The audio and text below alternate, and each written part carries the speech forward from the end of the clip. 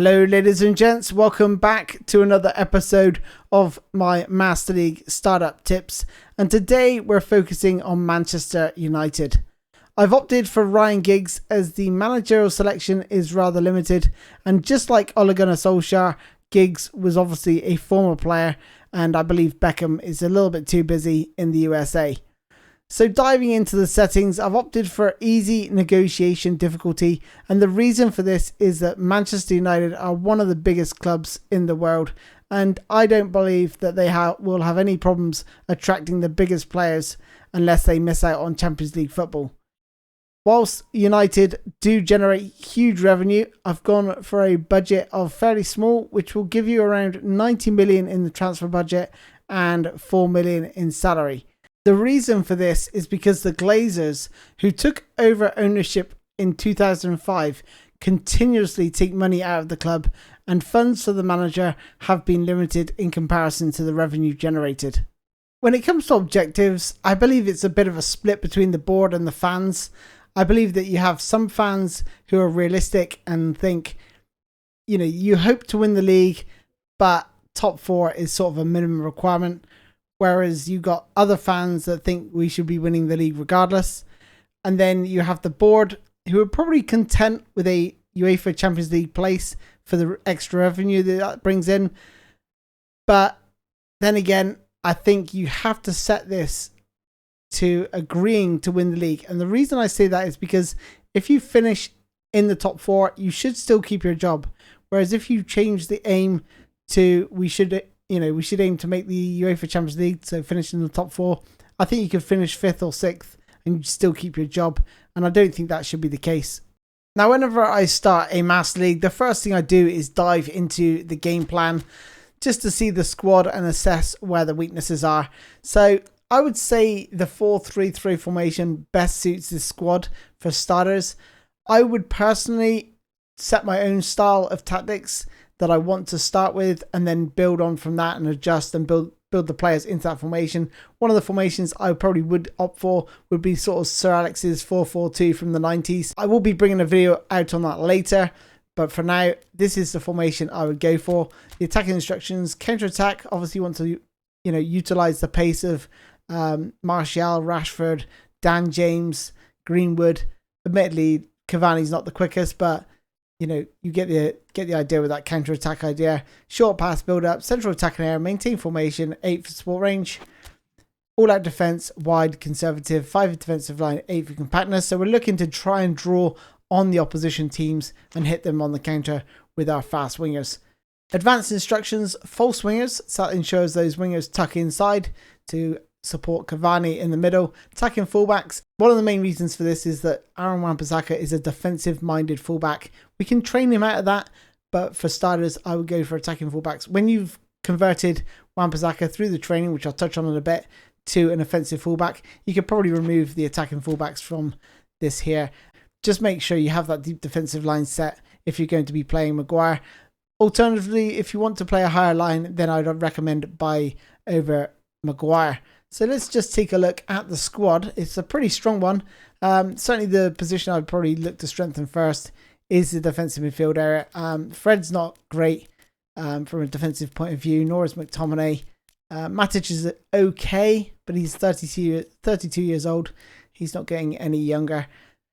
With regards to the other positions, certainly a right winger is definitely sought after. I think Greenwood is a great backup, but I personally probably convert him to a goal poacher and make him a centre forward instead of a sort of right wing forward roaming flank player. So that's what I would do for him for training. But again, we'll touch on the training in a little bit.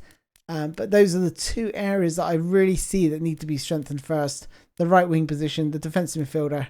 And then obviously if you can get like an absolute beast at the back, centre back, then that's what I would also aim for as well. So those three positions, centre back, defensive midfield, and the right wing forward positions to strengthen first. So when it comes to training, like I said, I would switch Aaron Wan-Bissaka to an offensive fullback instead of his current playing style, which is defensive fullback. I've also changed Fred's playing style from box to orchestrator role. And the reason for this is because this enables him to play as a defensive midfielder or fill in for Pogba when Pogba's out injured or off form.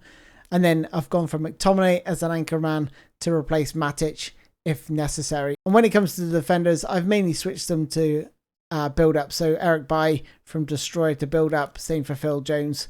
But the rest I've pretty much left as is. When it comes to skill training, I opted for the double touch for Van der Beek. Really important if for like breaking past that defensive midfielder and unleashing shots from around 20 to 25 yards. So when it comes to transfer listing my players, I've listed Lee Grant. He's like 40 years old. He's got to go. Romero, I've got a decent backup in Henderson, so he can go as well. Mengi, simply not good enough. Henderson, like I'd already touched on, put on refusal because I don't want to release him. Same for these two youngsters here, Traore and Palistri, both really good players. Phil Jones, yeah, he can be shipped out the door. Absolutely awful. I want to keep Brendan Williams, Luke Shaw, Tuanzebe, most of these players now. The only other ones I listed is Mata, and simply for his age is Nemanja Matic. So the rest pretty much, do not touch. And the reason I do that and select refusal is that way I get clubs that want to buy my players only buying the players that I want to actually think about selling. Otherwise, you get offers for all sorts of your players and players you perhaps don't want to sell. So when it comes to signings, let's talk about those three mentioned positions. So the right wing forward position first. So here's a list of players. We've gone for Jadon Sancho from Borussia Dortmund, clearly an obvious favourite in that position, and a realistic target as well, as Manchester United being strongly linked with him at the certainly before the beginning of the season. Also, Koeman from Bayern Munich was also heavily linked, another good right midfield option. Same for Malcolm. He wasn't linked, but he's a good option as well as Rodrigo, who's only 19 years old. Very exciting prospect from Real Madrid. Perhaps not such a realistic option as the first two. Then we have David Neres, who is a youngster from Ajax, 23 years old. Pretty good stats across the board for a right wing forward position. Now getting into the realms of unrealistic, as Sané's just signed for Bayern Munich, but he is a wonderful, wonderful player who's got tons of pace and would certainly do a lot of damage. And then finally, we have Dembele, also linked with Manchester United in the transfer window. Moving on to the defensive midfield spots, Kimmich, brilliant young player. He's got really good defensive awareness, ball winning capability, and passing as well. He's also very versatile, can play multiple positions, including the right back position, which isn't a bad thing because, like I said, Wan-Bissaka is not the greatest going forward. So a nice little option there. And Didi, heavily linked again with Manchester United over the last few transfer windows.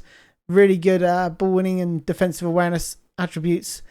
Then Zakaria, not linked with Manchester United, but he is a solid defensive midfielder.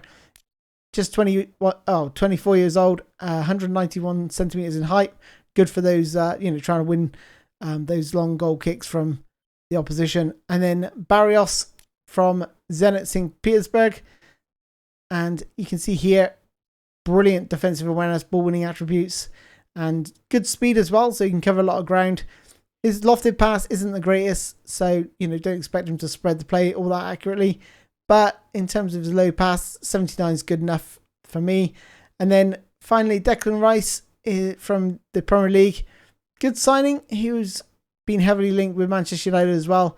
Good all-round player. Nothing's not really special at anything, but those low pass and lofted pass stats are really nice, along with his defensive awareness as well. And then finally, Vigal.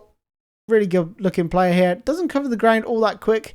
His speed is a little bit lacking. So, if he does get the ball, you want to try and distribute it fairly quickly because he will be caught. But he has got really good passing attributes as well as defensive attributes as well. Moving on to defense, Koulibaly, once again linked with Manchester United. Although I think he's linked with every club in the world because he's such a beast. And, if I was going to go out and buy a defender, this is pretty much my number one target. Nice option would be De Ligt. Pretty unrealistic as he's just signed for Juventus. But yeah, he would also be a really good signing. Outside of that, we have Davinson Sanchez from Spurs. Really good defensive stats.